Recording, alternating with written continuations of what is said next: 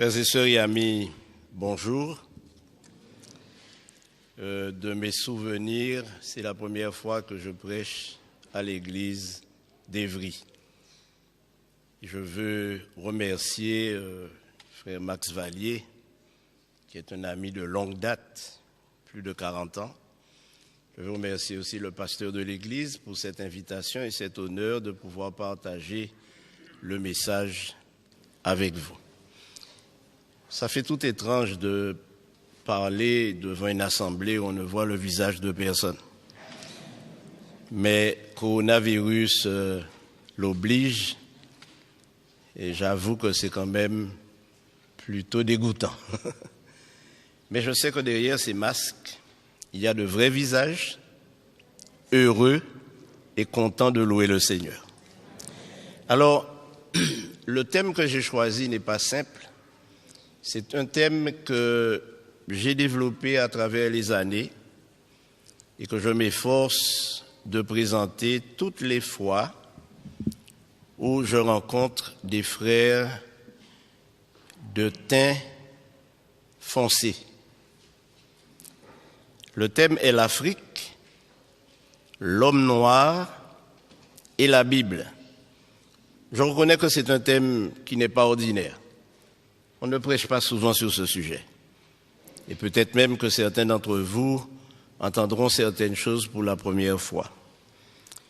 Le 25 mai 2020, le monde entier était horrifié en découvrant l'image d'un policier blanc assassinant en direct un homme noir à Minneapolis, aux États-Unis.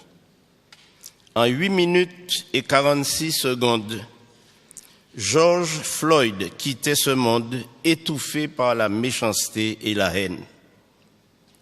Cet assassinat a enflammé le monde entier et provoqué des émeutes pratiquement partout dans le pays et dans presque tous les pays.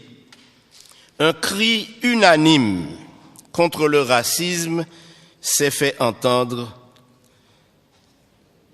mais l'émotion retombée, tout demeure comme par le passé.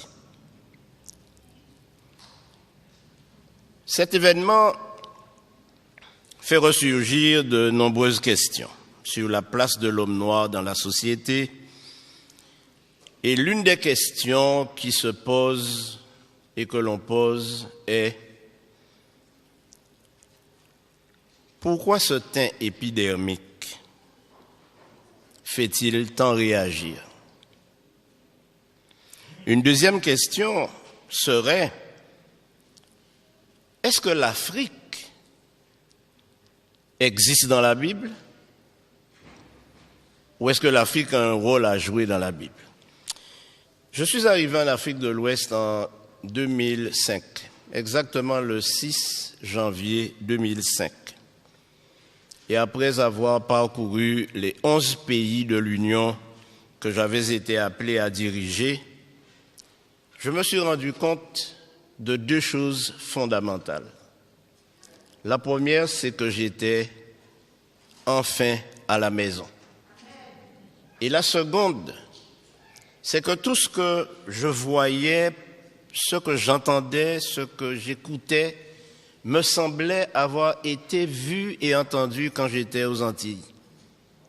Et cela m'a fait prendre conscience que ce peuple parmi lequel j'allais vivre jusqu'à présent d'ailleurs, et cela fait 15 ans, est réellement un peuple spécial.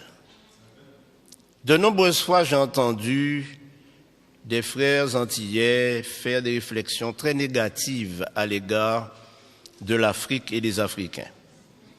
Mon problème est que c'est le résultat d'une coalition internationale dans le cadre du conflit cosmique où les médias du monde entier se sont ligués contre ceux qui ne sont pas décolorés. Car en réalité, vous découvrirez à travers l'étude, malheureusement, le temps m'est compté, de sorte que je vais faire des raccourcis, mais je veux faire 3 déclarations qui vont vous pousser à réfléchir et peut-être à sonder les Écritures davantage. La première, c'est que la Bible a été écrite pour que les Africains sachent que Dieu est leur Dieu. La deuxième chose que je vais dire, c'est que le peuple d'Israël est un peuple noir. Et la troisième chose que je dirai, c'est que nous, Antillais, descendants d'esclaves, il y a probablement parmi nous des descendants des tribus d'Israël. Alors plusieurs fois nous avons dit, mais c'était pour les Juifs. Nous ne sommes pas Juifs. Nous ne sommes pas Israélites. Je fais la différence entre Israélites et Israéliens. Et qui sommes-nous?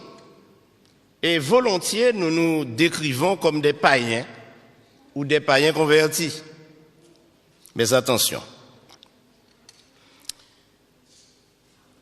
Pour répondre à toutes les questions que j'ai soulevées, et ne m'en veuillez pas, il faut commencer par répondre à une première question. Où Dieu a-t-il planté le jardin d'Éden? Alors certains me diront toutes sortes de lieux géographiques. Mais si nous lisons attentivement, et j'aimerais, frères, vous dire que lire la Bible n'est pas suffisant.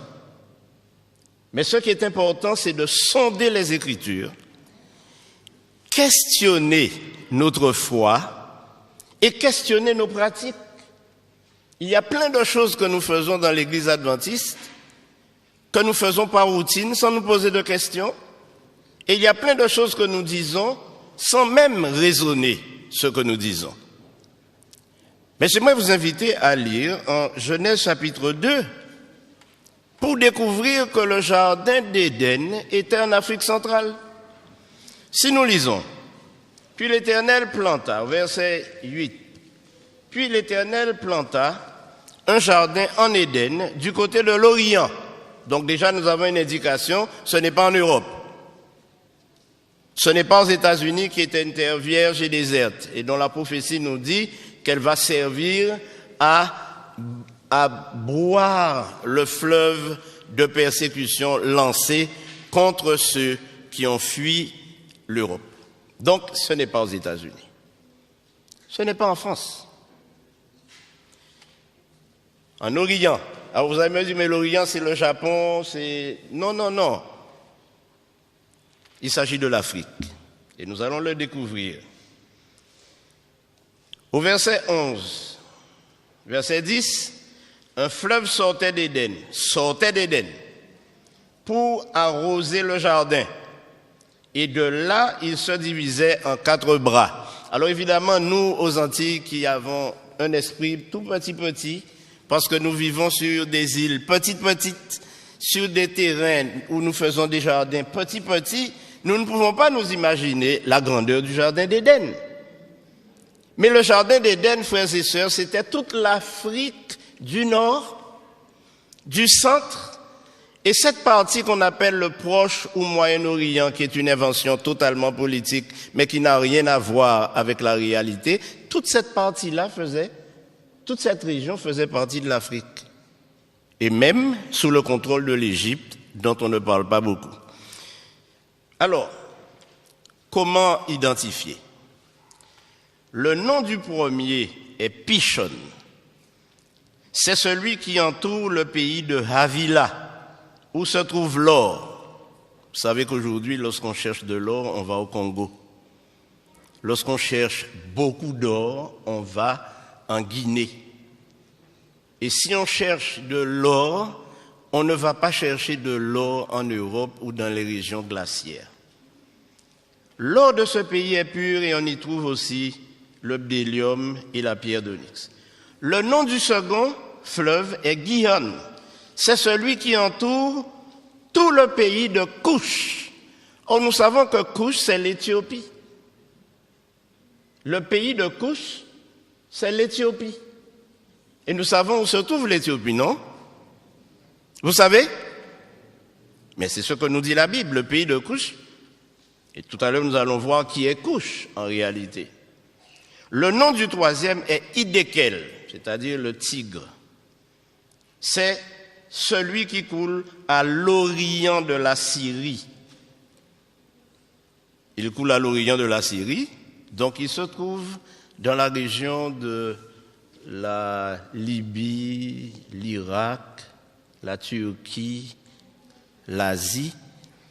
Et si vous découvrez les choses normalement, ce fleuve va jusqu'en Inde, qui faisait partie de cette région qui était sous le contrôle d'un dénommé Nimrod, dont vous avez entendu parler, qui est le premier fondateur des villes et le constructeur de la tour de Babel, ainsi que le créateur de la ville de Ninive, jusqu'en Inde. Et vous savez que les Indiens considèrent ce fleuve, ils l'appellent le Gange, mais si on cherche dans l'histoire, on découvrira que c'est un fleuve qui sortait d'Éden. Et bien sûr, le dernier, c'est l'Euphrate. Alors, que nous indique l'Euphrate? L'Euphrate, c'est toute cette région que je viens de décrire. Alors, l'Éternel prit l'homme et le plaça dans le jardin d'Éden pour le cultiver. Maintenant, quand nous allons à la création, nous réalisons que tous les animaux les plus extraordinaires, et si vous voulez voir des animaux extraordinaires, vous devez aller où? En Afrique. Même si on trouve quelques animaux en Europe perdus un petit peu dans les forêts, mais c'est en Afrique que l'on trouve tous ces animaux. Maintenant, les hommes de grande taille, on les trouve en Afrique. J'ai eu l'occasion de passer en Éthiopie et j'ai été surpris de voir la hauteur des Éthiopiens. Et quand je suis allé au Kenya et que j'ai vu les Maasai, je me suis rendu compte que la Bible ne se trompe pas. Alors mes amis, pour faire court, parce qu'il faut que le temps passe, n'est-ce pas? Le pays de Havila est un pays qui couvre toute une région, y compris l'Asie, le Yémen et l'Inde.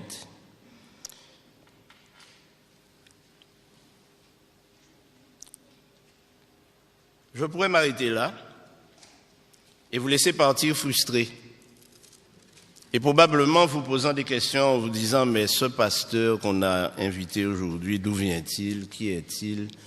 Quel étrange personnage. Mais vous savez, mes amis, je suis né dans l'église adventiste, mais je n'étais pas adventiste quand je suis né. J'ai grandi dans cette église et année après année, j'ai répété ce que dit mon église concernant la parole de Dieu. Mais le Seigneur m'a fait prendre conscience de la nécessité d'étudier la Bible sans préjugés.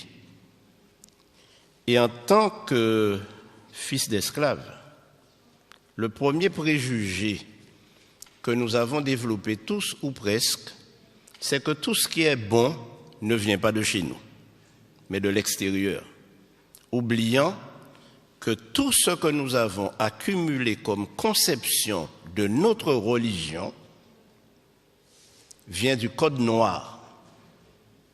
Et le Code noir stipulait que les Africains ou les hommes de couleur noire n'ont pas d'âme, ne sont pas capables d'adorer et ils ne peuvent pas avoir un Dieu autre que le Dieu de leur colon, de leur maître.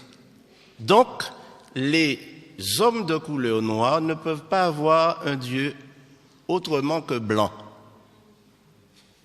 Et voilà ce que nous avons cultivé. Et jusqu'à présent, nos enfants, nous leur montrons un Christ blanc, nous leur montrons des anges blancs, et quand nous parlons de Dieu, nous pensons même déjà, nous l'avons déjà coloré en blanc. Mais mes amis, la Bible m'enseigne autre chose, tout à fait autre chose.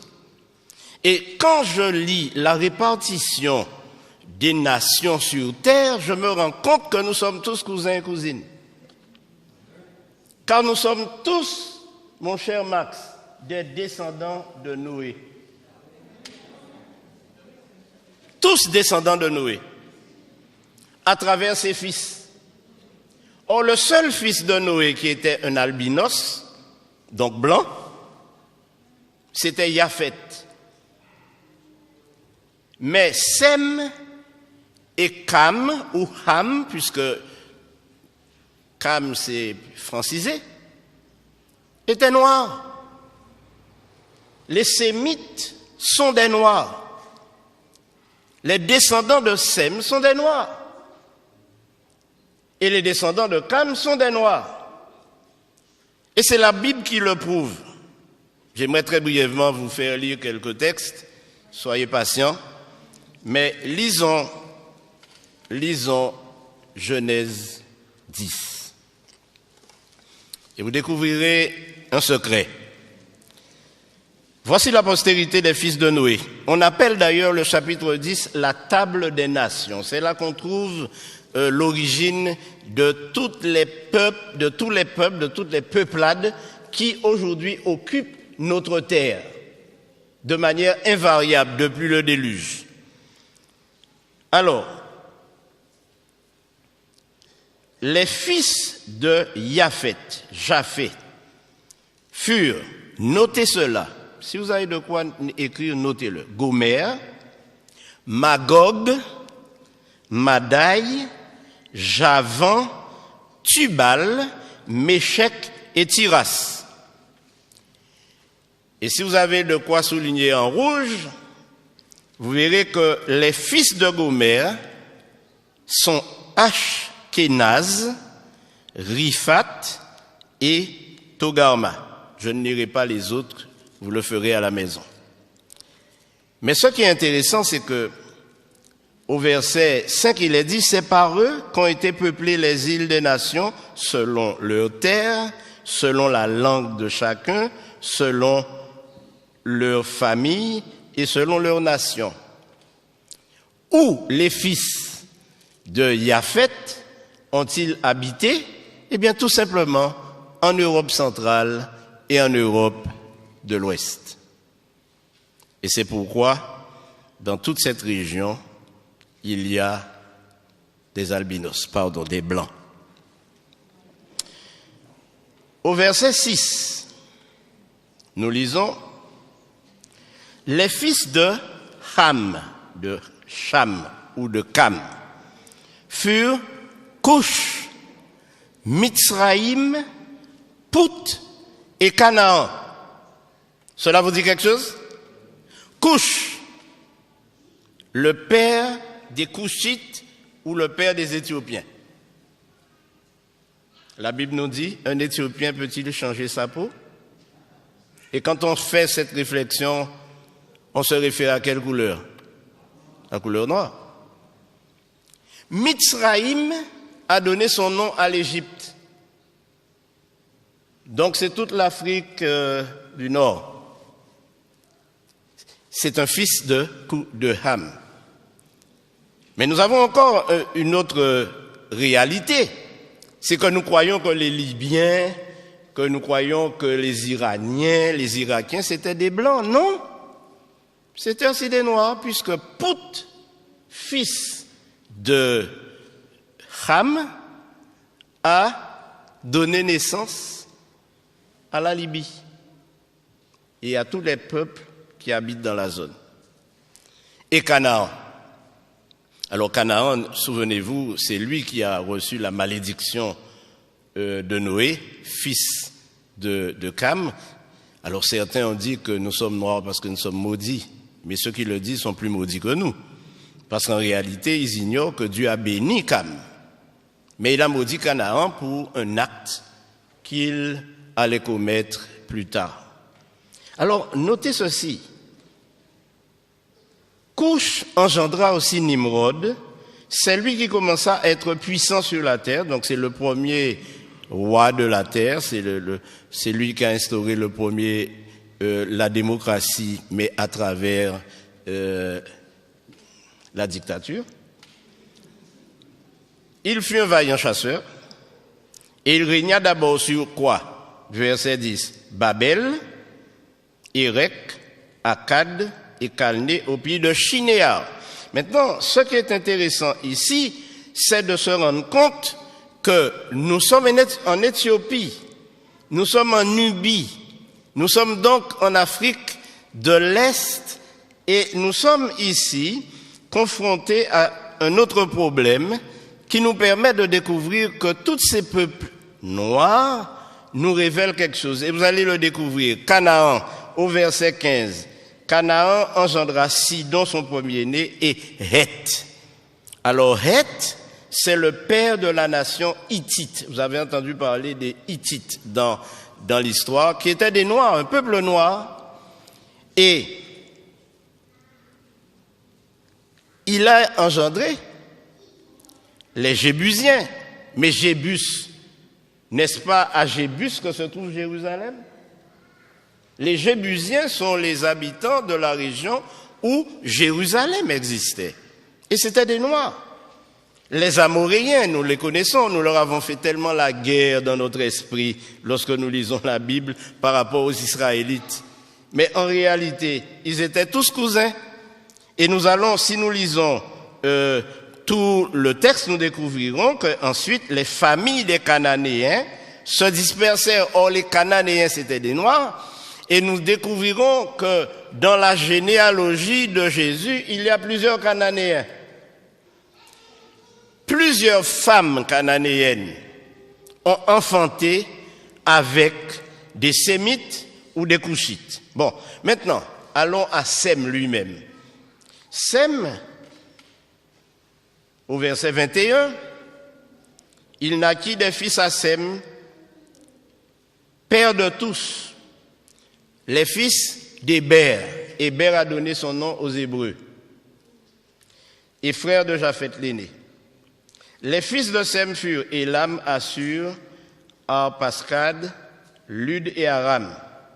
Au verset 25, il naquit à Héber 2 fils. Le nom de l'un était Péleg. Notez ce nom parce que, vous savez, quand nous lisons la Bible, frères et sœurs, nous ne la sondons pas. Lorsque nous arrivons sur les généalogies, sur le livre des Chroniques, nous passons au chapitre suivant ou au livre suivant. Mais lorsque nous lisons les généalogies et les Chroniques, alors la Bible nous parle différemment et résonne dans notre esprit maintenant qu'il s'agit de nous-mêmes. Frères et sœurs, notre religion n'aura aucun sens si nous nous mettons à imaginer notre religion à travers la religion des autres. Dieu ne nous a pas été prêté par les Blancs, puisque Dieu est le Dieu des Noirs. Nous ne pouvons pas prétendre suivre une religion que nous avons reçue de ceux qui nous ont évangélisés. D'ailleurs, ceux qui nous ont évangélisés, ils ont commencé par nous tuer lorsque nous n'acceptions pas leur religion. Et j'aimerais vous dire que lorsque les esclaves ont été déportés de l'Afrique aux Antilles, en Amérique et dans les colonies, ils avaient une spiritualité. Ils adoraient Dieu. Ils le connaissaient. Et ce que le Code noir a fait, c'est de leur enlever ce Dieu qu'ils adoraient déjà pour le remplacer par un Dieu inconnu. Je crois que nous devons revenir à la parole de Dieu. Et en tant qu'adventistes du 7e jour, nous devons être à la tête de ceux qui annoncent la réalité de Dieu. Alors, mes amis, le temps ne me permet pas d'aller plus loin, je devrais m'arrêter. Mais j'aimerais quand même vous dire 3 petites choses, si vous me le permettez bien. Souvent, on pose la question, puisque le thème c'est l'Afrique, l'homme noir et la Bible. Je viens de faire des déclarations qui certainement ont fait bondir certains. Et je suis conscient que, à présenter les choses ainsi, on peut être questionné sérieusement. Mais alors, quand on considère le peuplement de la terre, on se rend compte que tous les Noirs, on les trouve en Afrique. C'est là. Si vous voulez chercher des Noirs, c'est en Afrique qu'il faut aller les chercher.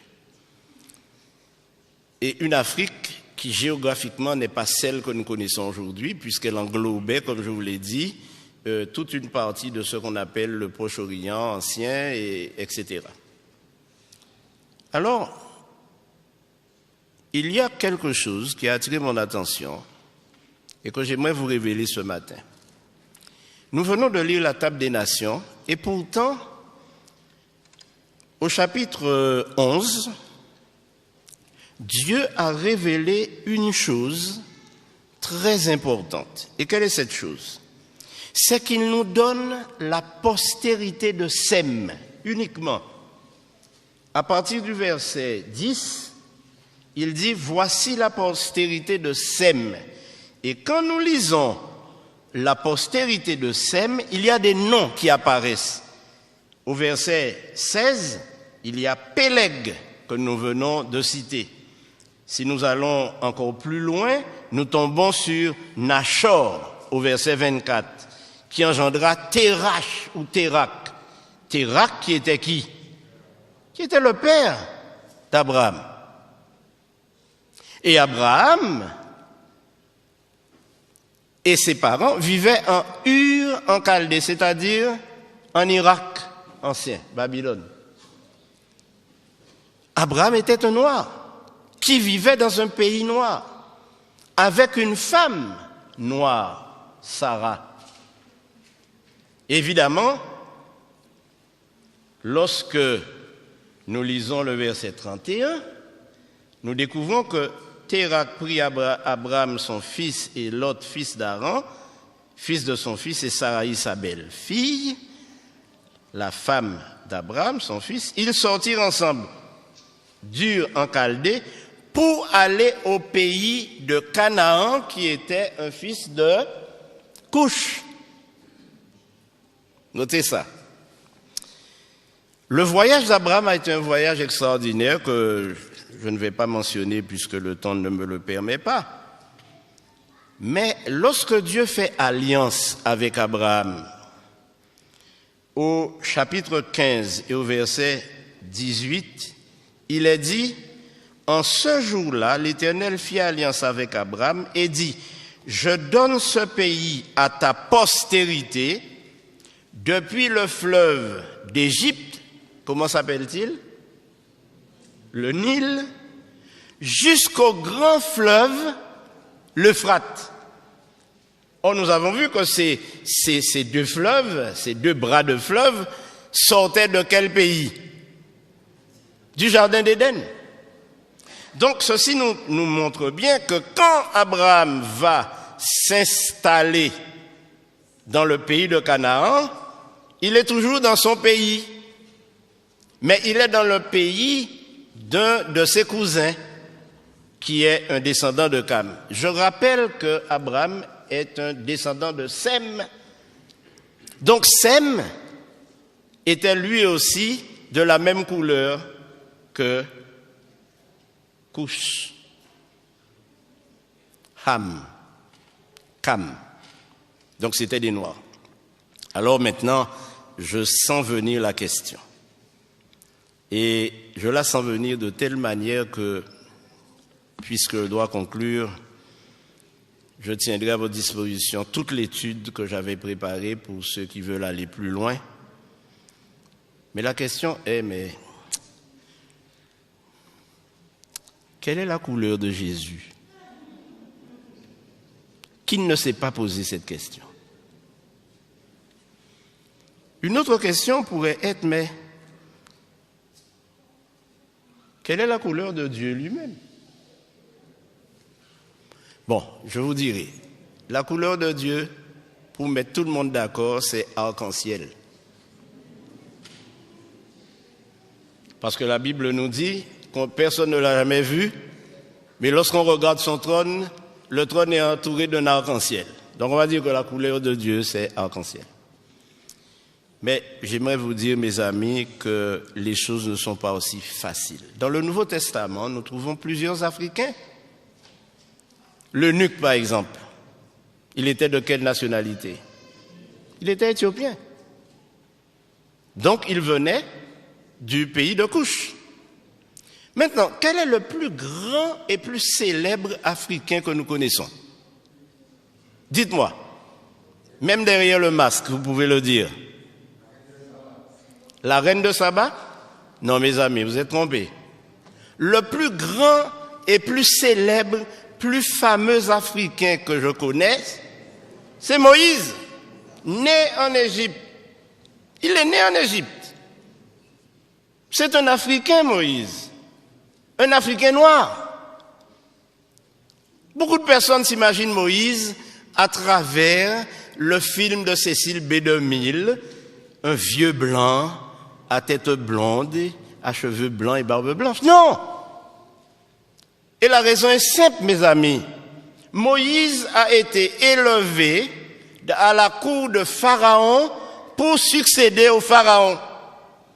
Or, nous savons aujourd'hui, et le monde scientifique, les historiens, les théologiens savent que les Égyptiens étaient des Noirs et les pharaons étaient noirs. Posez-vous la question, comment le pharaon qui a demandé de tuer tous les enfants hébreux, s'ils étaient blancs ou métis, je ne sais pas, aurait-il nourri à sa cour un petit blanc?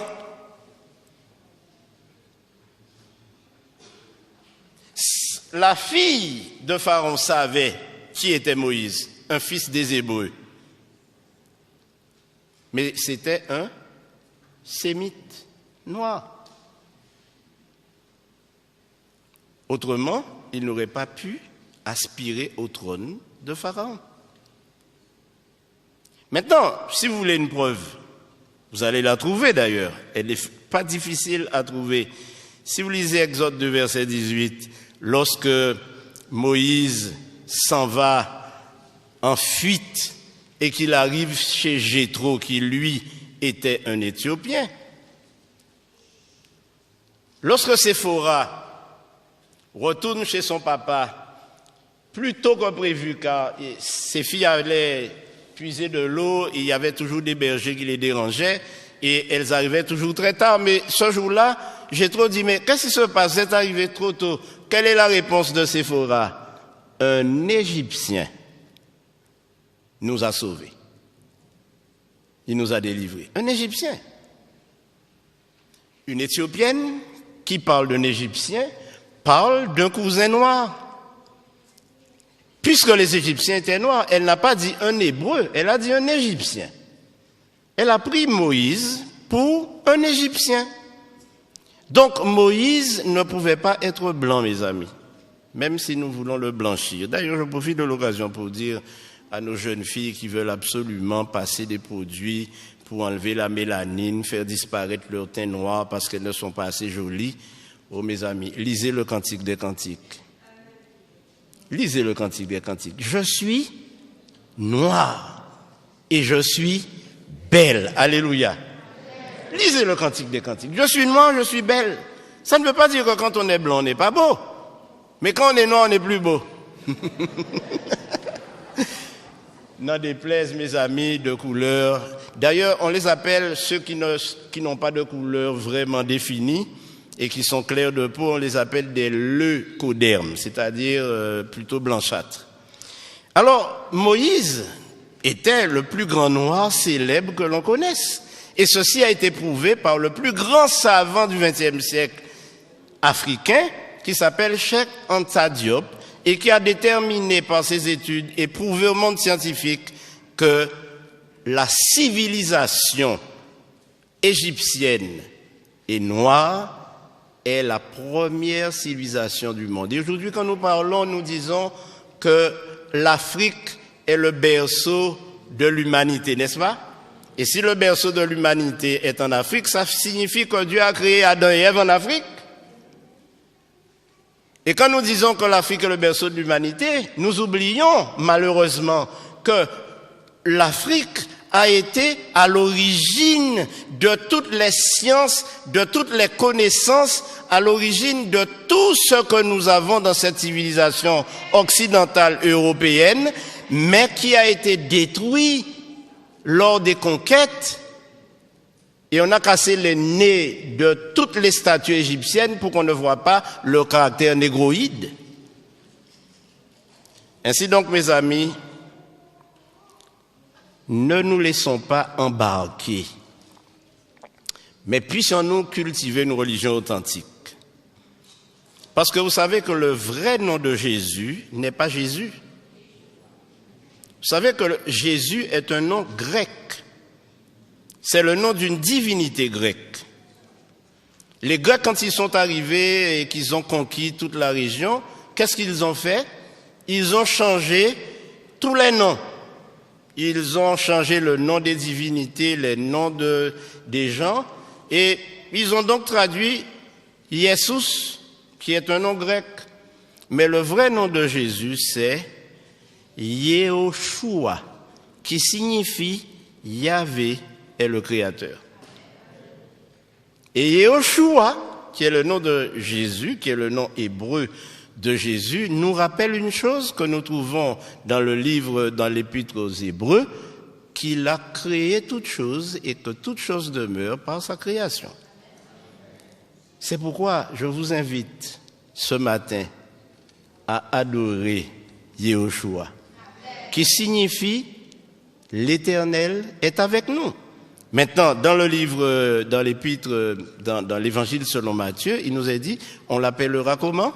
Emmanuel, qui est aussi un nom francisé, qui signifie quoi? Dieu avec nous. Bon, personne ne m'a fait signe, donc je vais m'arrêter quand même pour être sérieux. Mais mes amis, il y a 2 généalogies de Jésus dans la Bible. Une en Matthieu 1er et l'autre en Luc 3. Ces 2 généalogies, je vous invite à les lire, à les comparer. Et vous vous rendrez compte qu'elles sont inversées, c'est-à-dire une commence par la fin et l'autre commence par le commencement. Mais pourquoi ces 2 généalogies ont été données? La première, c'est que la généalogie en Matthieu prouve que Marie est bien la mère biologique de Jésus et elle était noire. La généalogie de Luc montre quelque chose de particulier. Quoi? C'est que Joseph, le père adoptif de Jésus, était de la même lignée que David,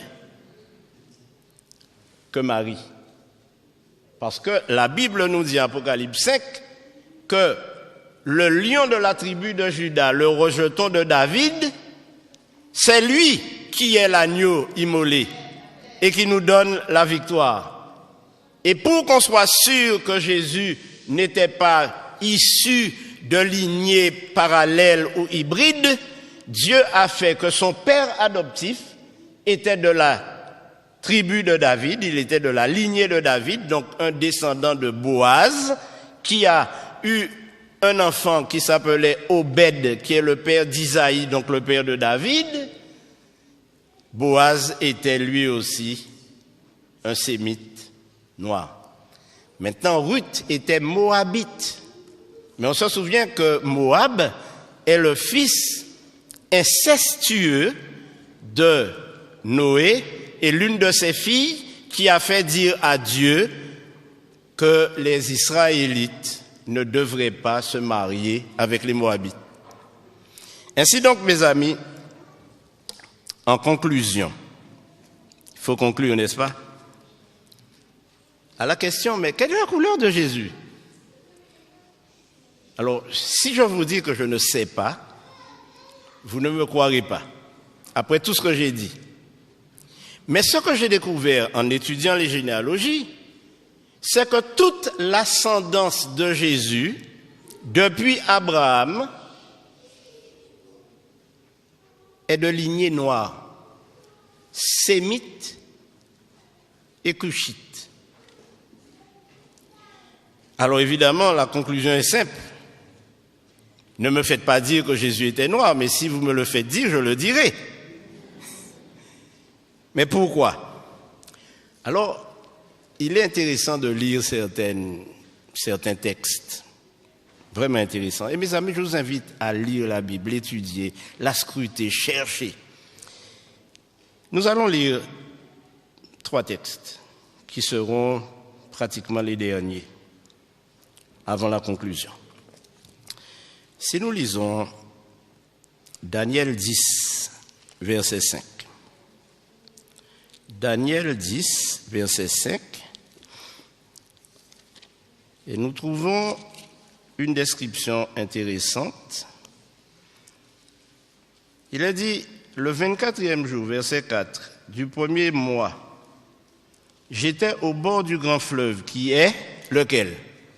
Hidékel, donc le Tigre. Il était en Syrie.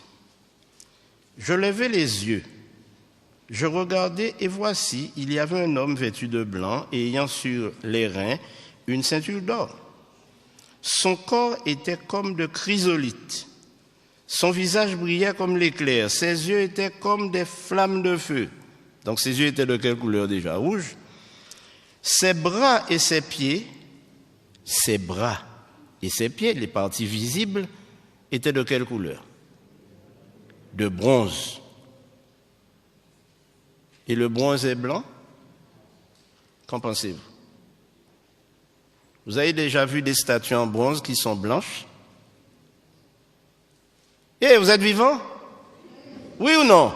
Non! Il est question de l'airain poli. L'airain, c'est couleur comment? Cuivre, couleur bronze. Si vous brûlez du cuivre, il devient noir. Or, Daniel nous dit qu'il a vu les bras et les pieds de quelle couleur? Airain poli. Il n'est pas le seul. Il n'est pas le seul. Puisque Ézéchiel fait la même description. Et Jean, lorsqu'il voit celui qui marche au milieu des étoiles, il se rend compte de la même chose. En plus, il donne un détail, c'est que ses cheveux étaient comme de la laine. Vous avez déjà vu la laine? Vous avez déjà vu des gens dont les cheveux ressemblent à de la laine? Une chose est certaine, mes amis, si je laisse pousser mes cheveux, ils ne vont pas devenir longs et lisses, ils vont devenir grainés comme de la laine, et même s'ils sont blancs, cela voudra dire que ce sont des cheveux de noir. Bon, je vous laisse tranquille parce que certains passeront un mauvais sabbat. Alors, en Jean 8, 32, le Seigneur Jésus-Christ lui-même nous dit, vous connaissez ce texte? Vous connaîtrez la vérité et la vérité vous affranchira.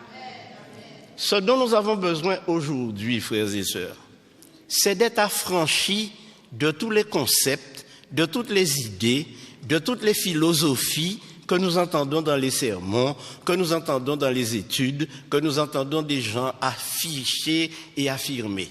La Bible nous dit que le peuple noir n'est pas maudit, que le peuple noir fait l'objet de l'attention de Dieu, parce que Dieu s'est adressé à des Noirs. Alors vous me direz, mais et Japhet, et quand on va en Israël aujourd'hui faire du tourisme, il n'y a que des Blancs, c'est normal.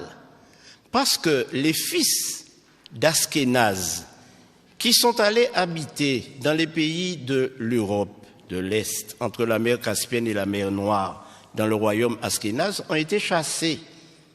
Et comme ils ont été convertis au judaïsme, il n'y a pas une goutte de sang sémite dans le sang des Askénazes qui vivent aujourd'hui en Israël. Ce ne sont pas des sémites, ils sont des Askénazes, fils de Japhet. J'ai dit qu'il était albinos, comme Ésaü, qui sortit du sein de sa mère, était roux, un albinos. Et Jacob, lui, il était normal. Donc, ce qu'il faut retenir, c'est que tous ces concepts que nous avons développés et qui font de nous des personnes complètement complexées, lorsque nous sommes dans un milieu où nous ne retrouvons pas les couleurs auxquelles nous sommes habitués. Nous sommes complexés, nous avons l'impression d'être inférieurs. Nous ne sommes pas inférieurs devant Dieu.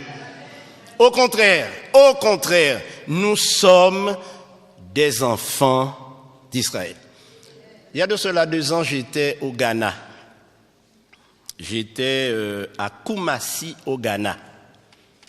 Et là, j'ai rencontré de nombreuses personnes qui m'ont dit « Nous sommes des descendants de Siméon ». Et ceci a éveillé mon attention. Mais savez-vous ce qui s'est passé? Lorsque les Romains sont entrés à Jérusalem et qu'ils ont commencé à persécuter les enfants d'Israël, qui étaient des Noirs, ils se sont enfuis en Afrique de l'Ouest. Et c'est pourquoi aujourd'hui, pratiquement toute l'Afrique de l'Ouest est peuplée de descendants d'Israélites. Cherchez et vous trouverez à Man, en Côte d'Ivoire, des descendants de la tribu de Dan. Et si vous allez jusqu'en Afrique du Sud, vous trouverez les Lemba, qui eux aussi sont des Israélites, qui pratiquent tous les rites juifs sans avoir été évangélisés par aucune nation. Alors mes frères, Simon de Cyrène, c'était un noir. Mais je terminerai par ce qui va vous renverser sur votre siège. L'apôtre Paul était un noir. Et je vous donne la référence, lisez-la à la maison. Acte 21, versets 37 et 38. Quand l'apôtre Paul s'est présenté, on lui a posé la question, mais n'es-tu pas cet Égyptien qui soulève des foules? S'il était pris pour un Égyptien, Paul n'était rien d'autre qu'un nègre marron, comme moi-même. Ainsi donc, puissions-nous remercier le Seigneur. J'espère que vous avez pris plaisir à suivre cette étude. Ne faites pas la révolution parce que ce n'est pas le but, mais surtout, n'oubliez pas quelque chose. Notre mission en tant que peuple adventiste, de teint foncé, c'est de faire connaître Jésus. Et c'est d'annoncer son retour. Le Jésus qui reviendra sur les nuées viendra pour prendre avec lui toutes les nations, tous les peuples. Et c'est pourquoi il serait bon, mes amis, que nous lisions, malgré tout, Acte 17, 26 à 28. Et je vous promets que je ne vous ferai pas lire plus que cela, puisque j'ai largement dépassé mon temps, mais je ne souhaiterais pas partir sans que nous lisions ce texte avec un autre esprit et une autre vision. Acte 17, verset 28. Il a fait que tous les hommes vivant sur cette terre maintenant, sortis de seul sang, il n'y a pas de race, il n'y a qu'une seule race. Il n'y a pas de race blanche, de race noire, de race bleue, de race jaune. Il n'y a qu'une seule race, un seul sang. Je ne connais aucun sang qui soit d'une autre couleur que rouge. Et la Bible nous dit, il a fait. Qui a fait cela? C'est Jésus. Que tous les hommes sortis d'un seul sang habitassent sur toute la terre, la surface de la terre, ayant déterminé la durée des temps et les bornes de leur demeure. Il a voulu qu'ils cherchassent qui? Le Seigneur, et qu'ils s'efforçassent de le trouver en tâtonnant, bien qu'il ne soit pas loin de chacun de nous. Amen. Car en lui, nous avons la vie, le mouvement et l'être. Un jour, le Seigneur apparaîtra et nous serons surpris de le voir. Personnellement, le chant que j'aime le plus dans les hymnes et louanges, qui est un recueil de chants douteux, c'est le 512. Voir mon Sauveur face à face. C'est l'objet de ma prière qu'il soit blanc, jaune, bleu, rouge ou noir, quand je le verrai, je le reconnaîtrai, parce que c'est mon Sauveur.